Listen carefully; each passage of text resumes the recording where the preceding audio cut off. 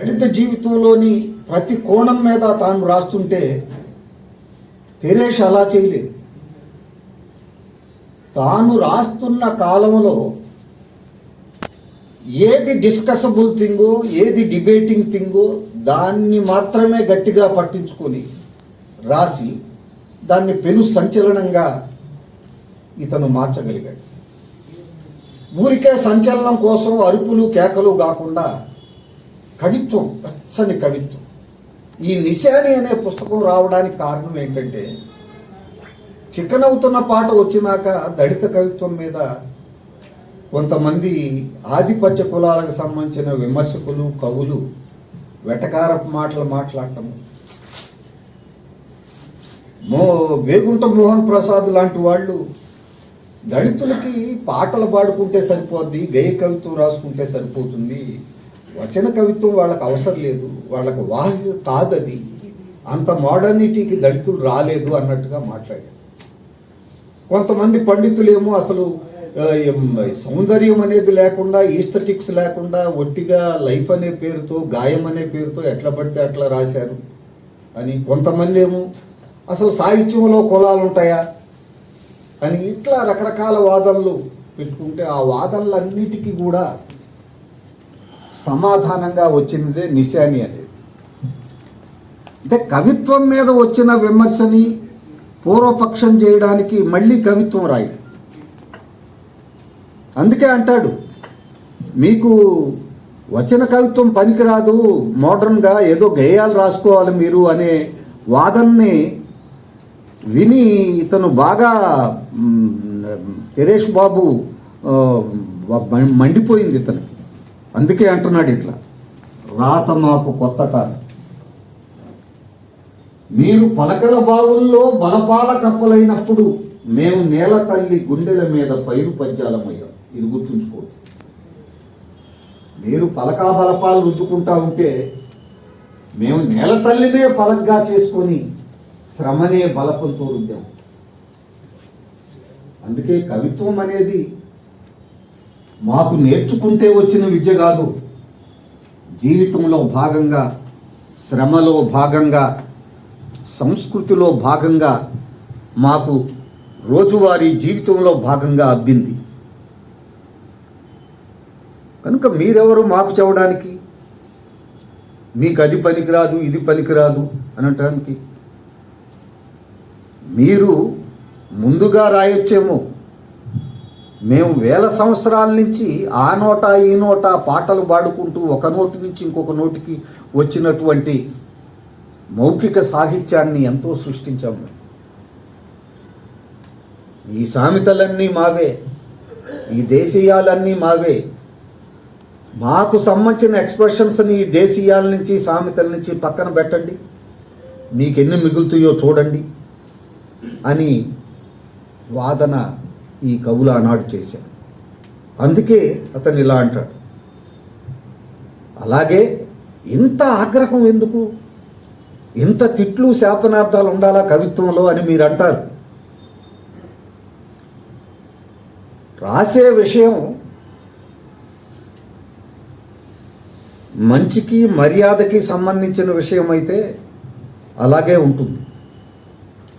కానీ 12 రూపాయల కూలికి పిలిచి మా అమ్మల్ని, మా చెల్లెల్ని, మా అక్కల్ని పొలాల్లో చెరిచిన రోజులు ఏవైతే ఉన్నాయో మీరు అవి గుర్తొస్తే వాళ్ళని గురించి రాసే వాక్యం మర్యాదతో ఎలా ఉంటుందా, దున్నపోత అని మాట్లాడతాడు. అందుకే అంటాడు చూడండి ఇక్కడ, ఒరే రాయి వేయక ముందే చిందిపడ్డా సుత్తాల్లారా, కవిత్వం పేరిట చలామణి అవుతున్న అబద్ధాల్లారా, కడుపంటే ఉచ్చని పెంటని ఉత్పత్తి చేసే తోలు కార్ఖానా అనుకునే వాళ్ళారా, అకారణంగా మిమ్మల్ని అర్ధగంట సేపు కొల్లబూరుస్తాం, అయినా మీరు శాంతి మంత్రం వల్లిస్తారా? 12 రూపాయల కూలి సాక్షిగా మీ అప్పచెల్లెళ్ళను చెరుస్తాం, అయినా మీరు అహింసే పరమో ధర్మక అనగలరా? మేము అంతే. తెల్లారి లేస్తే మా అప్ప చెల్లెళ్ళని పొలాల్లోనూ కర్మాగారాల్లోనూ ఎక్కడ పడితే అక్కడ చెరుస్తున్నారు మీరు. మా బతుకుల్ని చిందరవందర చేస్తున్నారు, మా పిల్లల బతుకుల్ని చిందరవందర చేస్తున్నారు. అలాంటి బతుకుల గురించి మాట్లాడే మాటలు మర్యాదగా ఎలా ఉంటాయి బే? ఇట్లా మాట్లాడుతుంది, అంత ఇంటెన్సిటీ ఉంటుంది అన్నమాట. ధర్మాగ్రహం అది. ఇది చదివి అప్పుడు స్త్రీవాదులు పాపం దళిత కవిత్వాన్ని బాగా సపోర్ట్ చేసిన వాళ్ళు స్త్రీవాదులు ముందున్నారు ఆనాడు. స్త్రీవాదులు మాకు చాలా పెద్ద ఇది అందించారు. వాళ్ళు కూడా మాతో పర్సనల్గా ఇదేమిటే మరి ఈ అపచెల్లెలు జరగడాలు ఇవన్నీ ఏంటి అని అడిగారు. వాళ్ళు ఒకసారి అన్వేషి వాళ్ళు, అస్మిత వాళ్ళు ఒక పెద్ద సెమినార్ పెట్టి అచ్చగా దళిత కవిత్వమే కోసమే పెట్టి మమ్మల్ని అందరిని పిలిచి చదివిస్తే దీని మీద వివరణ ఇవ్వమని అడిగితే సురేష్ బాబునే స్టేజ్ మీద పిలిచి వివరణ ఇవ్వమన్నా. ఆయన చెప్పాడు,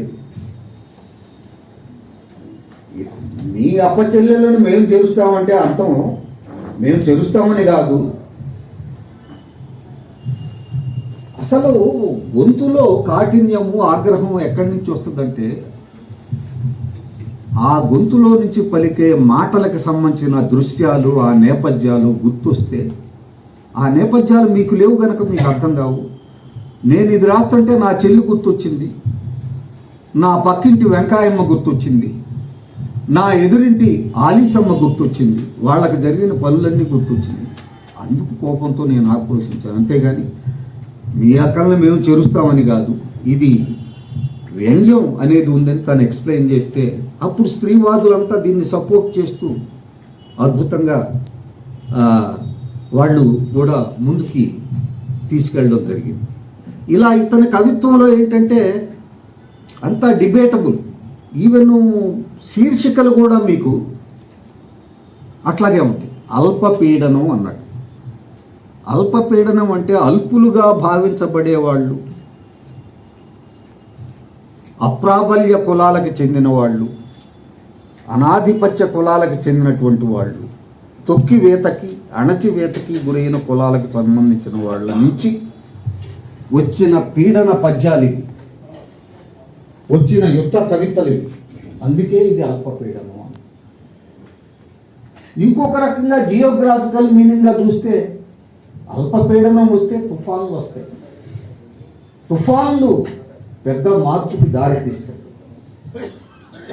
ఒక సామాజిక తుఫాన్ని ఆనాడు వచ్చిన దళిత ఉద్యమ పోరాటం ఏదైతే ఉందో దళిత మహాసభ నాయకత్వంలో, దాన్ని కూడా సౌండ్ చేసేదే ఈ అల్పపీడనం అనేటటువంటి మాట.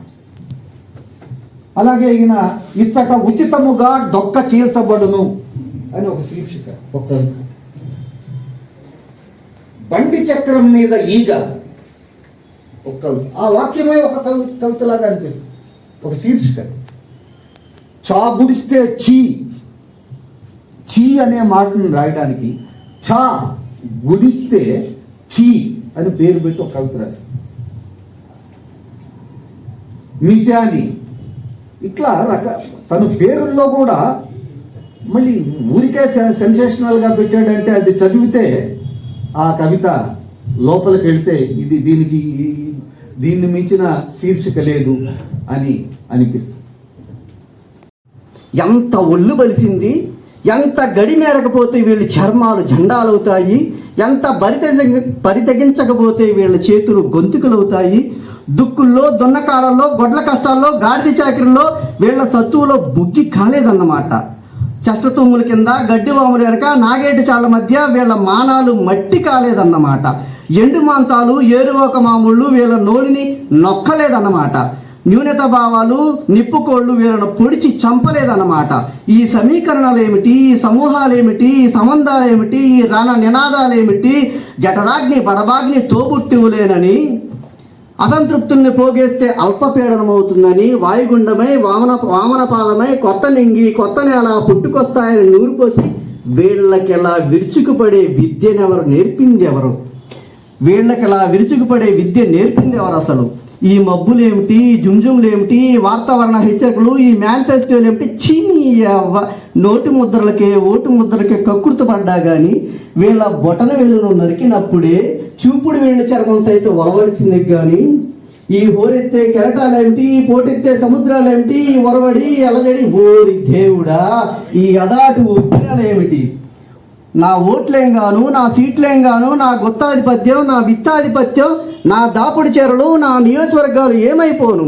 నా మడిమాగాళ్ళు, నా వడ్డీ వసూళ్ళు, నా పెత్తందారి తనాలు, నా బుర్ర మీసాల కానించి కిర్రు చెప్పులు దాకా అడ్డంగా నిలువున అష్టదిక్కులా బలిసిన నా అహంకారం ఏమైపోను?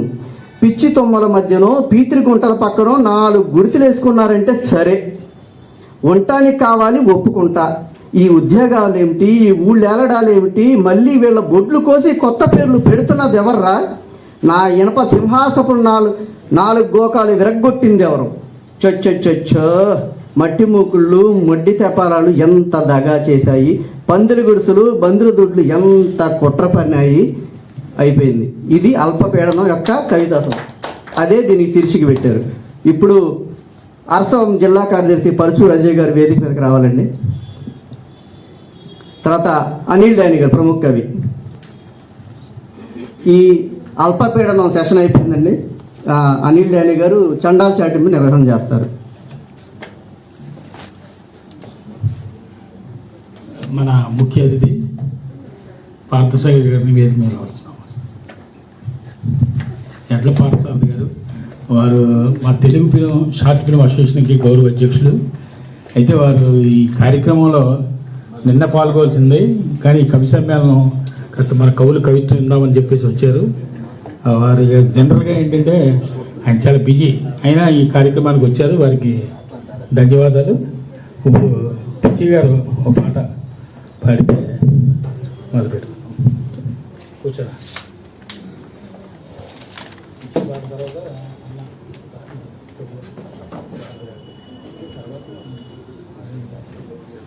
ఉంటారా? ఓకే.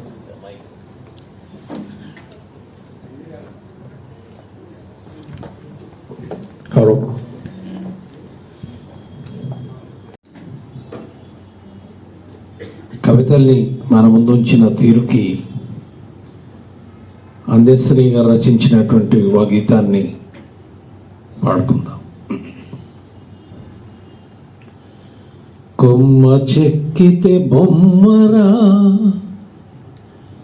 కొమ్మ చెక్కితే బొమ్మరా, కొలిసి మొక్కితే అమ్మరా, ఆదికే ఇది పాదురా, కాదంటే ఏది లేదురా.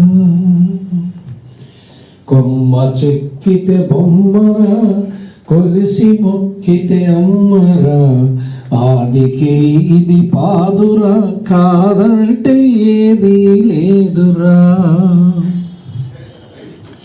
జాతి గుండెల జీవనదములు జాలువారెను జానపదములు, జాతి గుండెలు జీవనదములు జాలువారెను జానపదములు, గ్రామములు కాపాడవెలసిరి,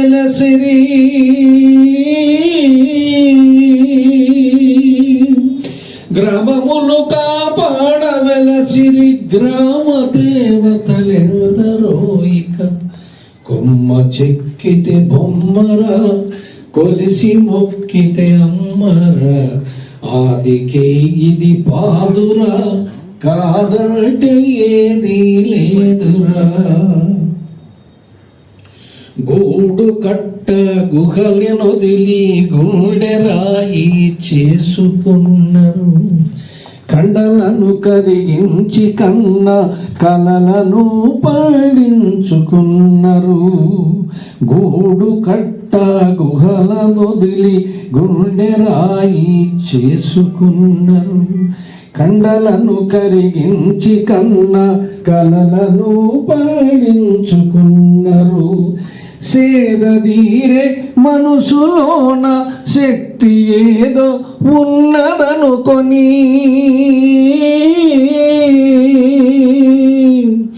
సేదదీరే మనసులోన శక్తి ఏదో ఉన్నదనుకొని భక్తియుక్తులు ధారబోయగా ముక్తి నొసగా శక్తి పుట్టే కొమ్మ చెక్కితే బొమ్మరా కొలిసి మొక్కితే అమ్మరా ఆదికే ఇది పాదురా కాదంటే ఏది లేదురా కన్న తల్లిని పరశురాముడు కాని కష్టాలెన్ను బెట్ట ఇంటికి పోయి నన్ను కాపాడమని కన్నీరు బెట్ట కన్న తల్లిని పరశురాముడు కాని కష్టాలెన్ను బెట్ట ఇంటికి పోయి నన్ను కాపాడమని కన్నీరు బెట్ట ఎల్లరూ కాదంటే మాదిగ ఇంటి లంకల్లోన దాగి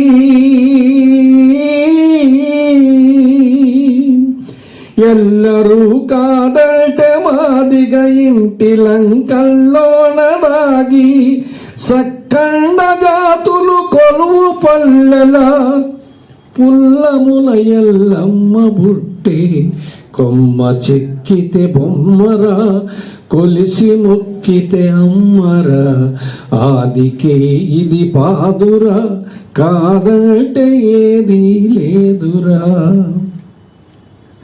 పల్లె సీమలు పచ్చగుండ ఊరువాడ సిరులు నిండా ఏటి గట్టుకు నీటి వలువ కట్టడాలకు కాపుతానై చెరువు కుంటలే కాదు బతుకు తెరువు కోసమే ఏది చేసినా చెరువు కుంటలే కాదు బతుకు తెరువు కోసమే ఏది చేసిన మానవుల నమ్మకములో మైసమ్మ పురుడు పోసుకున్నది కొమ్మ చెక్కితే బొమ్మరా కొలిసి మొక్కితే అమ్మరా ఆదికే ఇది పాదురా కాదంటే ఏది లేదురా భాష మీద దాడి చేస్తిరి బతుకు మీద దాడి చేస్తిరి భాష మీద దాడి చేస్తిరి బతుకు మీద దాడి చేస్తిరి భరత జాతిని తరతరాలుగా బహువిధాల బాధ పెడితిరి ఎవరి నమ్మకాలు వారివి వెక్కిరించే హక్కులెక్కడివి ఎవరి నమ్మకాలు వారివి వెక్కిరించే హక్కులెక్కడివి అగ్గికి చదలెట్ల పడతది అగ్గికి చదలెట్ల పడతది నిగ్గదీసి అడుగుతున్నా కొమ్మ చెక్కితే బొమ్మరా కొలిసి మొక్కితే అమ్మరా ఆదికే ఇది పాదురా కాదంటే ఏది లేదురా జాతి గుండెల జీవనదములు జాలువారెను జానపదములు గ్రామములు కాపాడవెలసిరి గ్రామ దేవతలెందరో ఇక కొమ్మ చెక్కితే బొమ్మరా కొలిసి మొక్కితే అమ్మరా ఆదికే ఇది పాదురా కాదంటే ఏది లేదురా. మన లక్ష్మీనరసయ్య గారు వివరించి చెప్పారు. ఇప్పుడున్న కవులందరికీ కూడా ఆయన చెప్పినటువంటి వాక్యాలు మార్గనిర్దేశాలుగా ఉంటాయని నేను ఆశిస్తున్నాను. అట్లాగే ఇప్పుడు కవి సమ్మేళనం ఉంటుంది కాబట్టి కవి సమ్మేళనంలో పాల్గొనాలి అని అనుకున్న వాళ్ళు దయచేసి మన వైష్ణవిశ్రీ గారికి పేర్లు ఇచ్చినట్లయితే వరుస ప్రకారం పిలవటం జరుగుతుంది ఈ లోపల, ఎందుకంటే కన్ఫ్యూజన్ లేకుండా ఉంటుందని దయచేసి వైష్ణవిశ్రీ గారిని లీడ్ తీసుకోవాల్సిందిగా కోరుతూ అనిల్ డానీ గారిని తర్వాత కార్యక్రమం నిర్వహించవలసిందిగా కోరుతున్నాం. వడ్లమూడి పద్మ గారిని తర్వాత కార్యక్రమం నిర్వహించవలసిందిగా కోరుతున్నాం.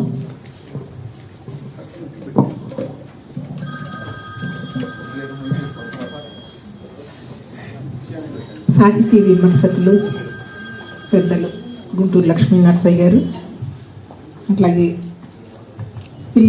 షార్ట్ ఫిలిమ్స్ అసోసియేషన్ అధ్యక్షులు పార్థసారథి గారు, సోనీ గారు, అనేళ్ళని విజయరావు గారు, ఎదుట ఉన్న సాహితీ మిత్రులు పెద్దలు అందరికీ శుభ సాయంత్రం.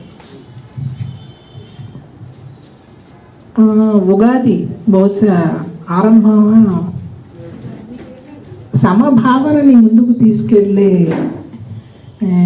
ఒక బాధ్యతని భుజాన వేసుకొని ఉగాది ఉత్సవాలని సమభావన ఉత్సవాలుగా ప్రారంభించి ఆ తర్వాత అంబేద్కర్ జయంతి ముందు వారం రోజులు కుల నిర్మూలన మీదే దృష్టి సారించాలి అని రకరకాల సాహితీ ప్రక్రియలు, కళలు, అన్ని రకాల అంశాలని ఆయుధంగా మలచుకొని జాషువా సాంస్కృతిక సంస్థ చేస్తూ వేదిక నిర్వహిస్తున్న ఈ కార్యక్రమాల్లో భాగంగా ఈరోజు ఇక్కడ ఈ పుస్తక పరిచయాలు అట్లాగే కవి సమ్మేళనం ఈరోజు నిర్వహిస్తున్న కార్యక్రమం. ఇందులో ఒక పుస్తకం ఇప్పటికే తైరేష్ గారి పుస్తకం గురించి లక్ష్మీ నరసయ్య గారు అల్పపీడన ఎంత పదునుగా అతను రాశాడో అంతే పదునుగా దాన్ని మన ముందు విశ్లేషించారు. 20వ శతాబ్దం చివరి భాగం అంటే 1990వ దశకం చాలా బలమైన స్వరాలు ముందుకొచ్చాయి. అస్తిత్వ సాహిత్యం ఎంత బలంగా వచ్చిందంటే స్త్రీలు గొంతు సవరించుకున్నారు. అణగారిన వర్గాలు ధిక్కార స్వరాలు వినిపించాయి. ఆ ధిక్కార స్వరాలని మరోసారి మన ముందుకు తీసుకొచ్చి ఈ సందర్భంగా విమల గారు పైటలు తగలేయండి అన్నప్పుడు మొత్తం పురుష జాతి అంతా ఉలిక్కిపడింది. ఆ రోజు ఏం మాట్లాడుతున్నారు మీరు మహిళలు? మహిళల ప్రసవ వేదన ఎంత బాధగా ఉంటుందో వర్ణించినప్పుడు ఇది సాహిత్యం ఎట్లా అవుతుంది, ఇది కవిత్వం ఎట్లా అవుతుంది అని పురుషులందరూ చాలా గట్టిగా వరకు సాహిత్యం అంటే ఒక ధోరణి అని చూపించిన కాలం, సాహిత్యం అంటే అది కాదు, కొందరి జీవితాలు కాదు, కొందరు చెప్పిన కవిత్వం కాదు, అది కాదు జీవితం అంటే. అసలు జీవితం అంటే జీవితం నుంచి మొదలవండి, మీ ఊహా ప్రపంచం నుంచి అల్లుకున్న కవిత్వాలు, కాల్పనికత కాదు అని చెప్పి ఆరంభమైంది. అస్తిత్వం అప్పటి వరకు ఎవరైతే అణచివేతకు గురయ్యి వెనకబడి ఉండి ఈ బలమైన వర్గాలు తీసుకొచ్చిన, బలమైన కులాలు వాడు తీసుకొచ్చిన సాహిత్యాన్ని మాత్రమే చదువుతూ, సాహిత్యం అంటేనో, నవలంటేనో, కథ అంటేనే ఇలాగ ఉండాలి, కవిత్వం అంటే ఇలాగే ఉండాలి అనే ఒక ధోరణి నుంచి బయటకు లాగి వాళ్ళ స్వరాలను వినిపించడం మొదలుపెట్టారు. మళ్ళీ ఇప్పుడు మనం జాషువా సాంస్కృతిక వేదిక చేపట్టిన ఈ కార్యక్రమంలోకి వస్తే ఈ ధిక్కార స్వరాల వెనక ఏముంది? కుల నిర్మూలన సాధ్యమా?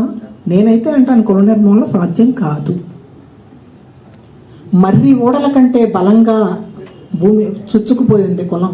ఈరోజు ముందొచ్చిన చెవుల కంటే వెనకొచ్చిన కొమ్ములు వాడి అన్నారు కదా.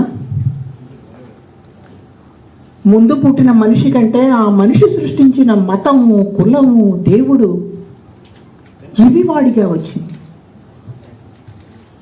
మనిషి జీవితం ఎన్నేళ్ల వయసు, కులం వయసు ఎంత, మతం వయసు ఎంత, ఇవి కదా ఆలోచించాల్సింది. ఎక్కడ 20వ శతాబ్దం చివరి వరకు వాళ్ళ గుండెల్లో రగిలిన బాధ, వేదన ఎంత ఉండి ఉంటుంది అణగారిన వర్గాల్లో. మానవ జాతికి ఆవిష్కరణలు కాదు, వాళ్ళు గొప్ప గొప్ప ఆవిష్కరణలు మాత్రమే కాదు, చాలా చేదు జ్ఞాపకాలు కూడా ఉన్నాయి, ప్రత్యేకించి భారతీయ సంతతికి. అంటరానితనం, ఎంత వివక్షకు గురయ్యారు వాళ్ళు. చుట్టూ జలం ఉన్నా కూడా, జీవజలాలుండి కూడా గుక్కడి నీళ్లు లేక చచ్చిపోయిన ప్రాణాలు ఎన్ని ఉన్నాయి. మట్టిలో పుట్టి మట్టి నుంచి పండించిన శ్రమని మెతుకుగా మలిచి అగ్రవర్ణాలకు అందించి ఆ పట్టెడి మెతుకులు లేక చచ్చిపోయిన ప్రాణాలు ఎన్ని ఉన్నాయి. వీటన్నిటికంటే తమ కడుపున పుట్టిన ఆడబిడ్డను కాపాడుకోలేక అగ్రకుల దురహంకారులకు బలైపోయినప్పుడు వాళ్ళు పెట్టిన కన్నీళ్ళు, వాళ్ళ గుండె కోత ఎన్ని కవిత్వాలు రాస్తే ముందుకొస్తుంది. ఎంత అణగారి ఉన్న వేదన అక్షరం అయితే ఎంత పదునుగా ఉంటుంది. ఆ పదునులోంచి వచ్చే భాష ఎంత బలంగా ఉంటుంది. ఆ బలమైన భాష అప్పటి వరకు అణిచివేసిన వారి గుండెల్లో ఎటువంటి ఆగ్రహాన్ని రగిలిస్తే వాళ్ళు అటువంటి సాహిత్యాన్ని ఎట్లా దుమ్మెత్తి పోస్తారు. తిట్టు కవిత్వం అంటారా, కొట్టు కవిత్వం అంటారా?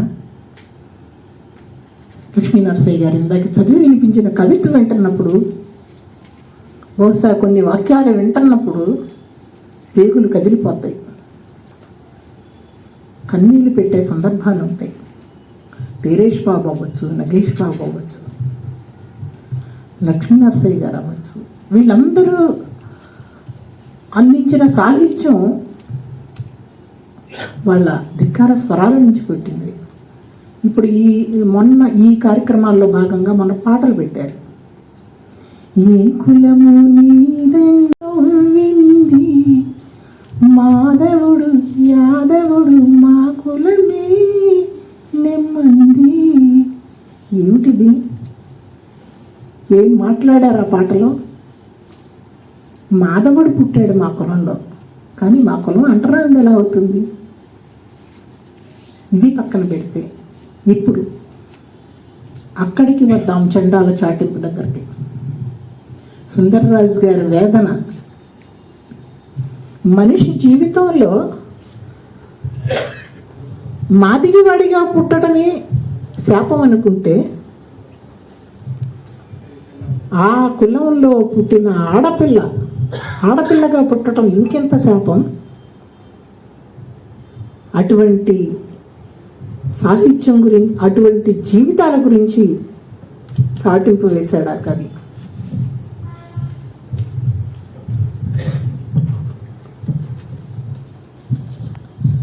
పుట్టాయి, ఎవరి కోసం పుట్టాయి? ఏ వర్గం ఎప్పుడు ముందుకొచ్చింది? ఎవరి ప్రయోజనం కోసం ఏ కులం ముందుకొచ్చింది? ఏ కులం ఏమి రాసింది?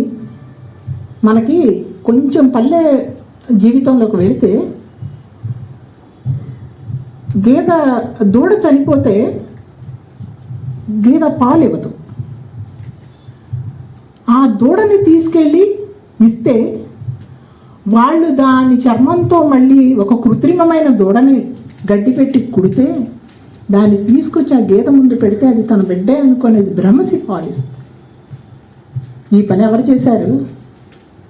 ఆ చేసిన వాళ్ళ జీవితం ఎలా ఉంది? ఏం జరిగింది? వాళ్ళ వేదన ఎలా ఉంటుంది? ఏం మాట్లాడతారు ఆ కవి? ఇప్పుడు 8వ రంగు కవి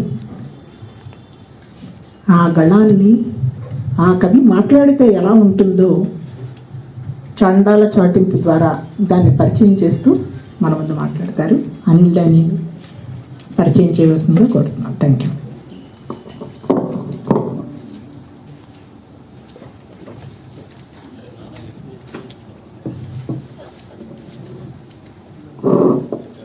మిత్రులారా, అందరికీ జైభీములు.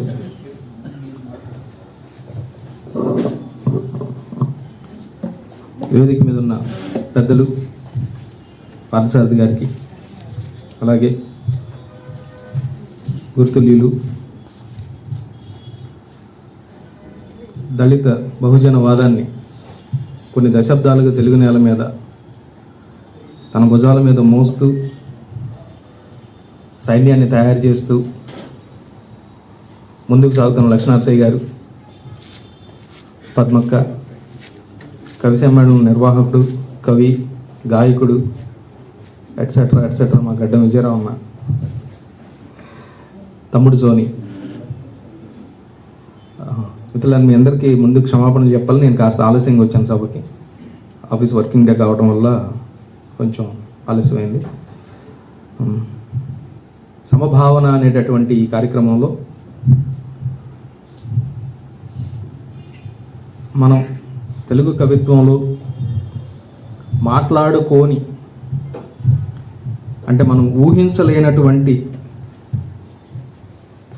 కవుల్ని, కవితా సంపుటాల్ని పరిచయం చేయడానికి మీ అందరికీ ఈ విజయవాడ నేల మీద అవకాశం ఇచ్చిన జాషువా సాంస్కృతిక వేదిక, అలాగే అరసం, మిగిలిన సాహిత్య సంస్థలన్నిటికీ ముందుగా మా అందరి పక్షాన జేబీఎంని తెలియజేస్తున్నాం.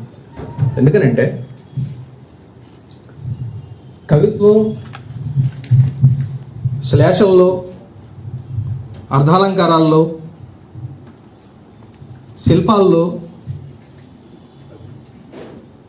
ఇరుక్కుపోయి, ప్రేయసి నడుమంపుల్లో ఇరుక్కుపోయినటువంటి కావ్యాలని, భాషని, భాష అంటే, కవిత్వం అంటే రాజులను పొగడటానికో, దేవతలను స్తుతించుకోవడానికో, లేకపోతే సుష్టిగా భోంచేసి హంసతులికా తల్పం మీద పడుకొని ప్రియురాలో జవరాలు ఇచ్చేటటువంటి ఆ ఆకు ఒక్క నోట్లో వేసుకుని శుభ్రంగా నవ్వులుకుంటూ కూని రాగాలు తీయటం అనేటటువంటి భ్రమలో ఉన్నటువంటి ఈ నేలకి అక్షరం ఎవడి సొత్తు కాదు. అక్షరం అనేది ఎక్కడ పుట్టింది, లక్ష్మీనాథ్ గారు మాట్లాడి చెప్పారు. అక్షరం ఎక్కడ పుట్టింది అని చంప చెళ్ళు అనిపించి ఒక కొరడా తీసుకొని బయలుదేరినటువంటి కవులు తయారయ్యారు 90లో. మామూలు కొరడా కాదది.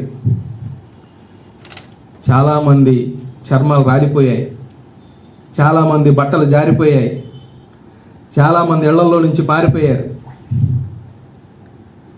అనేటటువంటి మాట ఎప్పుడైతే వినపడిందో, ఎప్పుడైతే ఊరి చివర ఉన్నటువంటి వాడ పల్లె ఎప్పుడైతే పొలికేక పెట్టడం మొదలెట్టాయో ఆ రోజు నుంచి ఊరి ఉలిక్కి పడతాం మొదలెట్టింది. ఆ ఉలికిపాటు ఇంకా తగ్గలేదు. అలా తగ్గకపోవడానికి గల కారణమైనటువంటి కవుల్లో పైడి తెరేష్ బాబు, మద్దూరు నగేష్ బాబు, కలేకూరితో పాటుగా మనందరం మర్చిపోయిన కవి నాగప్ప గారు సుందరరాజు. ఎందుకనంటే ఎక్కువ కాలం జీవించలేదు.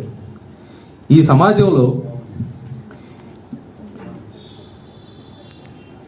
అస్పృశ్యుడు అనేటటువంటి మాట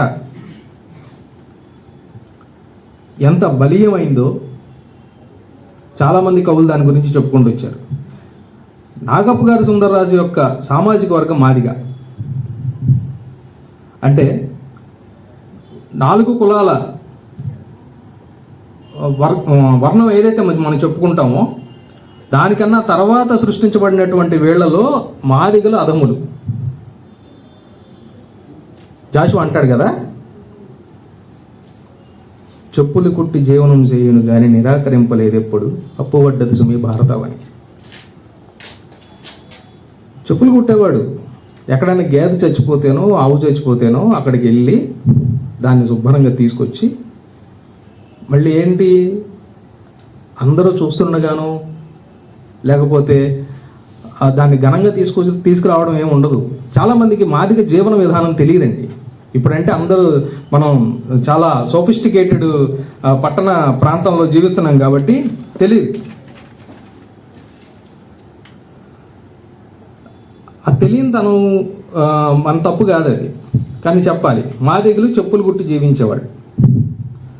తోలు ఎక్కడి నుంచి వస్తుంది? తోలు ఎక్కడి నుంచి వస్తుందండి? జంతువు చర్మాన్ని తీస్తే వస్తుంది, అవునా? జంతు చర్మాలు తీస్తే వస్తుంది. ఆ జంతువు ఎక్కడి నుంచి వస్తుంది? వీడు చంపడానికి లేదు, ఎవడి ఇంటికి వెళ్తానికి లేదు, ఎక్కడి నుంచి వస్తుంది? అది చచ్చిపోయినప్పుడు తెచ్చుకోవాలి. అది ఎప్పుడు చచ్చిపోతుంది తెలియదు. అది ఎలా తీసుకురావాలి తెలియదు. పెద్దయ్య గారు వాళ్ళ ఇంట్లో చచ్చిపోతే, దున్నపోతూ ఆవో చచ్చిపోతే దాన్ని చాటుగా ఎవ్వరికి కనపడకుండా తీసుకొచ్చి దాని చర్మాన్ని ఒలిచి మళ్ళీ ఎక్కడ పడితే అక్కడ పడేయకూడదు. దాన్ని మాంసంగా ముక్కలు కట్ చేసి తినేవాడు ఉంటే తిని, లేకపోతే వాటిని శుభ్రం చేసుకుంటూ ఉండాలి. ఇది మాదిగల యొక్క జీవం. చెప్పులు కుట్టుకో. ఇప్పటికి కూడా మనకు రోడ్ల మీద చాలా దయనీయమైన స్థితిలో మాదిగలు కనపడుతూ ఉంటారు. అలాంటి వాళ్ళ యొక్క జీవితాన్ని బయటికి తీసుకొచ్చి మాదిగ అనేటటువంటి మాట ఎక్కడ వినపడ్డా సరే నాగప్ప గారి సుందరరాజు పేరు వినపడుతుంది. అతని ఆషామాషిగా ఏమంత కవిత్వం రాయలేదు. ఊళ్ళో అతనికి ఎదురైన వెలివేతలు, మాదిగూడలో కనుక కాస్త ఎవరన్నా నదురుగా ఎర్రగా బొర్రగా ఎవరన్నా పిల్లలు కనపడితే వాడిని ఎగతాళి చేస్తారు. సామెతలు కూడా ఉన్నాయి మనకి, ఎర్రమాది కూడా నమ్మకూడదని. అలాంటి వాటన్నిటిని బద్దలు కొట్టుకొని బయటకు వచ్చినటువంటి జీవిత నాగప్ప గారి సుందరరాజు. బహుశా ఇప్పుడు వర్తమానంలో కవిత్వం రాసిన కవుల్లో కూడా చాలా మందికి నాగప్ప గారి సుందరరాజు ఏమి రాశాడో తెలియదు. అసలు ఈ పుస్తకం పేరే చండాల చాటింపు. మనం చాలా అలవోకగా, నేను వెళ్తాను కవిత్వంలోకి, మనం చాలా అలవోకగా ఏదైనా ఒక వస్తువు అక్కడ లేదా పిల్లవాడని పాడు చేసినా లేకపోతే ఎవరన్నా ఏదైనా చేసినా ఏంటది చండాలంగా అంటాం. ఎంత తప్పు మాట అండి. ఇప్పుడు ఆలోచించామా ఎంత తప్పు మాట మాట్లాడుతున్నామా? అన్నీ తెలిసి కవిత్వం రాస్తాం, శుభ్రం చదువుకున్నాం, మనకు అణిచివేతలు తెలుసు, అంటరానితనం తెలుసు, అన్నీ తెలిసి కూడా మనం ఏంటని చండాలంగా చేసి ఉంటాడు. చండాలం అనేది ఒక కులం. ఆ మాటని అంత ఒత్తి పలుకుతున్నప్పుడు నువ్వు ఇంకొకరిని వివక్ష గురి చేస్తున్నావు. ఆ వివక్ష ఏంటో చెప్పాడు. కృష్ణశాస్త్రి రీతి కృష్ణలీలలు వర్ణించడానికి చీకు చింత లేని ప్రశాంత నిలయంలో జన్మించలేదు. కృష్ణశాస్త్రి కృష్ణలీలలు వర్ణించడానికి చీకు చింత లేని ప్రశాంత నిలయంలో జన్మించలేదు. చూడండి, తన యొక్క జీవన విధానం ఎక్కడుంది, అప్పటిదాకా కవిత్వం ఎక్కడి నుంచి వచ్చింది, నేను ఎందుకు రాస్తున్నాను అనేటువంటి స్పృహను మనకు కలగజేస్తున్నాడు. కంచర్ల గోపన్నలా భక్తిలో నిమగ్నం అవుదామంటే ఆలయ ప్రవేశానికే నోచుకోలేదు. అరే ఈ రోజు కూడా స్టిల్ 2026 సంవత్సరంలో ఉన్న మనం దళితులకి ఆలయ ప్రవేశం లేదని చెప్పి కనీసం మనం 20 రోజులకు ఒకసారో 15 రోజులకు ఒకసారో పేపర్లో చదువుతున్న దిక్కుమాలినటువంటి సమాజంలో ఉన్నాం మనం. చాలామంది భయపడవచ్చు, వాళ్ళ నొసళ్ళు విచ్చుకోవచ్చు, ఇంకా కులం ఉందా అని. వేదవాక్కులు ఒలకపోయడానికి ఋషి కుటుంబం కాదు, అసలు చదివే లేదు కదా. ఎవరు అంబేద్కర్ని చదువుకొని ఇచ్చారా? కొలకలూరు ఏమనంటే నా జీవితమే నా సాహిత్యం అన్నాడు ఆయన. వీళ్ళందరినీ చదువుకొని ఇచ్చారా? మన కళ్ళ ముందు పెరిగిన కవులు వీళ్ళందరూ. వేదవాక్కులు ఒలకపోయడానికి ఋషి కుటుంబం కాదు, కష్టించినా సహించదు, సమాజం చెంతకు చేర్చుకోదు. అని ఈ చెప్పులు రాడు, నీకెందుకు రా ఈ పని? నువ్వు మలమూత్రాలు ఎత్తుకున్నాడు, నీకెందుకు రా ఈ పని? నీ పని నువ్వు చూసుకెళ్ళు. కష్టించినా సహించదు, సమాజం చెంతకు చేర్చుకోదు, నిజాన్ని నిజమని నిర్దిష్టంగా నివేదించడానికి ఆకలి మంటలు అడ్డొస్తున్నాయి. గొడ్డు మాంసముతోటి జిడ్డువారని జన్మ నుండి వెలువడ్డ ప్రతి పదం ఎబ్బెట్టిగానే తోయొచ్చు. మనకు తెలుసు కదా, సంగీత సాహిత్యం ఎక్కడి నుంచి వచ్చాయి? సరస్వతీదేవి స్తనద్వయం నుంచి వచ్చాయి. అలాంటి వాడు, అలాంటి సాహిత్యాన్ని ఒక గొడ్డు మాంసం తినేవాడు, ఎక్కడో ఆవు చచ్చిపోతే తీసుకొచ్చేవాడు, వాడు ఎలా చెప్తాడు? శాస్త్ర శోధన లేదు, సాహిత్యం శూన్యం అంటే మా లచ్చిగాడి పచ్చిబూతులపై పిహెచ్డీలు ఎందుకంట? అది ఒక్కటేనా? నన్నుగా చూడక నిన్న నుండి నిమ్నా అన్నారు. భాగం బాగు కోసమని భేదం చూపి దూరం చేశారు. దూరం ఎంతైనా భారం కాకపోతే బాగుండు. ఆర్యులపైనే అవకాశవాదం ఆలయం నిర్మించుకుంది. అందుకే ఈ దూరం, ఘోరం, భారం, నేరం. దోషిని శిక్షించడానికి దండు కడుతున్నా, డప్పు కొడుతున్నా. మాదిగులు డప్పు కూడా కొడతారు. ఆ చర్మాన్ని తీసి ఆ చర్మంలో నుంచి వాద్య పరికరాలు తయారు చేస్తారు. మనందరం ఏమనుకుంటామంటే ఆ శృతి, లయ అందరూ వీళ్ళు తయారు చేసుకుంటారంట. కాదు. తను ఎంత బలమైన కవిత్వాన్ని మనకి అందించారో అటువంటి సాహిత్యాన్ని మళ్ళీ ముందుకు తీసుకొచ్చి ఈ సందర్భంగా పరిచయం చేయడం, ఇవాళ రోజున ఈ సాహిత్యాన్ని మనం చదవాల్సిన అవసరాన్ని మరోసారి చెప్పడం అనేది సందర్భోచితంగా భావిస్తూ ఈ నా కార్యక్రమం ఇంతటితో ముగిసిందండి. విజయరావు గారికి ఓవర్ టు విజయరావు గారు. ధన్యవాదాలు మేడం.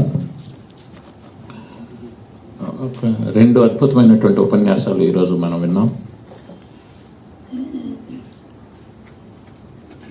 అంత బలమైన వాక్యాలు చెప్పడానికి, రాయటానికి ఎంత ధైర్యం ఉందో చెప్పడానికి కూడా అంతకు మించిన ధైర్యం కావాలి.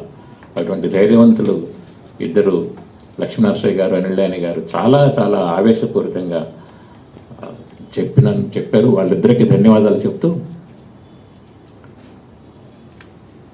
నాగప్ప గారు, సుందర్రాజు గారు తరం కాకుండా పైడితరేష్ బాబు, మద్దూరు నగేష్ బాబు తరానికి కవిత్వం రాయడానికి ఒక బేస్ అనేది కారంచేడు ఉద్యమం, దళిత ఉద్యమం, దళిత మహాసభ చేసినటువంటి పోరాటాలు చాలా ఉపయోగపడ్డాయి.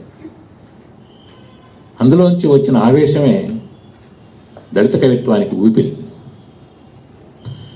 ఎప్పుడూ రాసినటువంటి జాషువా గారి పద్యం, జాషువా సాంస్కృతిక వేదిక నిర్వహిస్తున్న సభ కాబట్టి ఆయన పద్యం ఒకటి మనం స్ఫురించుకొని, ఎవడారగించు అమృత భోజనమున అన్నారు.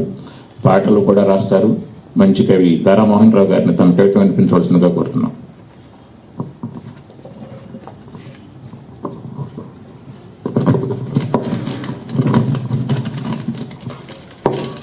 అందరికీ నమస్సుమంజలి. సమభావం అనేటువంటి కార్యక్రమాన్ని ఏర్పాటు చేసినటువంటి పెద్దలకు, అలాగే ఇక్కడికి విచ్చేసినటువంటి వారందరికీ కూడా శుభ సాయంత్రం. మరి చాలనం చేయాలన్నా ఎదుటి వ్యక్తిలో కనిపించేది, మనకు వారి నుండి వినిపించేది కులమే. ఈ దేశంలో అణువణువులో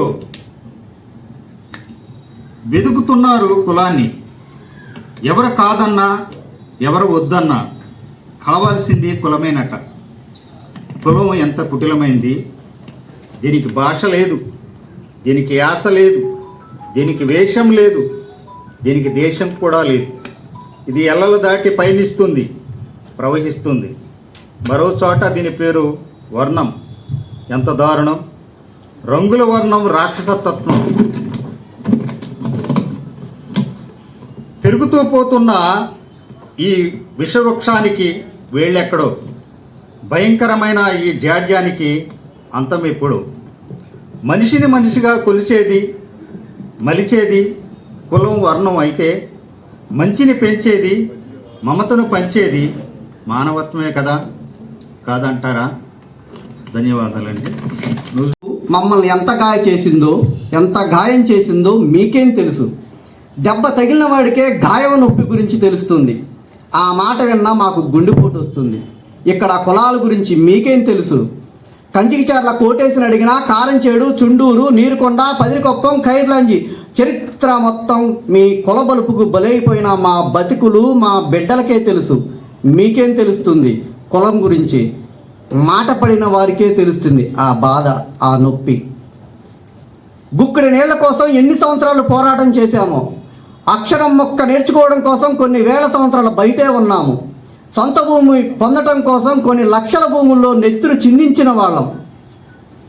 ఊర్లోకి రావడం కోసం ఎన్ని కోట్ల కాళ్ళ నరక వేయబడించుకున్న వాళ్ళం మేము. న్యాయం కోసం ఎన్ని పిడికిళ్ళు తెగిపడ్డాయో మాయి. స్వేచ్ఛ కోసం కోట్ల మంది తమ కంఠాలను మూసేసుకున్నాయో. హక్కుల కోసం ఎన్ని గొంతులు గర్జించాయో మావి. ఈ కుల వ్యవస్థ దేశం. భూమి సూర్యుడి చుట్టూ తిరిగినట్టు ఇక్కడ కులం చుట్టూ భూమి మనుషులు తిరుగుతారు. ఇప్పుడు ఈ చేసిన అందరికీ కవులకి నా హృదయపూర్వక నమస్కారాలు. ఇవాళ ఈ కవి సమ్మేళనంలో పాల్గొనడం అనేది నిజంగా నాకు ఒక మేల్కొలుపు లాంటిది. మేము ఈ మాకినేని బసవపున్నయ్య విజ్ఞాన కేంద్రం, అలాగే జాషువా సాంస్కృతిక వేదిక, వీళ్ళిద్దరూ కూడా ఇటువంటి వేదికలను మనకిచ్చి మనందరినీ ప్రోత్సహిస్తున్నందుకు వాళ్ళకి నిజంగా మనందరం కూడా అభినందనలు తెలియజేయాలి. ఇటువంటి వేదిక ఇవ్వటం అనేది మనం స్వేచ్ఛగా మనం మాట్లాడుకోవటానికి ఇటువంటి కార్యక్రమాలు చేయటం ఇది వాళ్ళకే సాధ్యం అవుతుంది. కులం రహితం అనేది ఒక 7 రోజులుగా ఈ కార్యక్రమాన్ని దిగ్విజయంగా నడుపుతున్నారు. నేను నిన్న షార్ట్ ఫిలిమ్స్ కార్యక్రమానికి రావాల్సింది, కానీ ఇవాళ రావటం, మీ అందరితో ఈ సభలో పాలు పంచుకోవటం నిజంగా నాకు ఆనందంగా ఉంది. మనం అందరం మాట్లాడుకున్నాం ఇలా నుంచి కులం గురించి, కుల రహితం గురించి. నేను ఒకే ఒక విషయం చెప్తాను, అంటే మీలాగా లోతుగా వెళ్ళి మాట్లాడడం నాకు రాదు, కానీ కులం అనేది ఎంత లోతుకి వెళ్ళిపోయిందో అందరూ నేను చెప్తుంటే వింటా వచ్చాను. పోలియోకి వ్యాక్సిన్ కనుక్కున్నాం, పోలియో రహిత ప్రపంచాన్ని చేసాం. అట్లాగే కోవిడ్ వస్తే కూడా మనందరం వ్యాక్సిన్ వేసుకుని బయటపడ్డాం. క్యాన్సర్ కూడా వ్యాక్సిన్ ఉంది, కానీ కులానికి అనేది వ్యాక్సిన్ లేదు. దీన్ని కనిపెడడానికి డాక్టర్లు లేరు, పనికిరాదు. ఇది మనలో రావాలి, మనలోనే రావాలి మార్పు. ఈ అవకాశం ఇచ్చిన నారాయణరావు గారికి, మా తమ్ముడు నారాయణరావు గారికి, అట్లాగే మురళీకృష్ణ గారికి నా హృదయపూర్వక నమస్కారాలు, అభినందనలు. నమస్కారం.